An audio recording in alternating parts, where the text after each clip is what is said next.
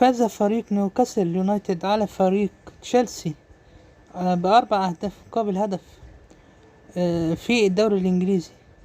أحرز أهداف ألكسندر إيزاك في الدقيقة 13، جمال لاسليس في الدقيقة 60، جوناتيون كاسيو دي ليرا في الدقيقة 61، وأنطونيو جوردون في الدقيقة 83. وأحرز الهدف الوحيد لتشيلسي رحيم ستيرلينج في الدقيقة 23. وكان في حالة طرد ريس جيمس في الدقيقة 73 من فريق تشيلسي.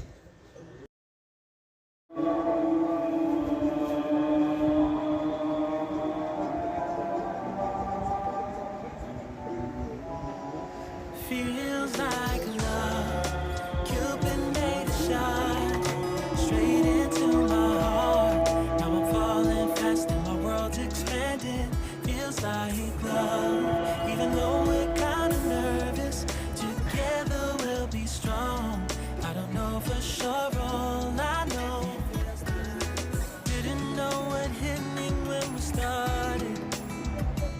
وده ترتيب فرقتين في الدوري الإنجليزي. نيوكاسل في المركز السادس هي ب13 معاه 23 نقطة، وتشيلسي المركز العاشر لعب 13 ومعاه 16 نقطة. نتكلم على فريق تشيلسي. فريق تشيلسي على أرضه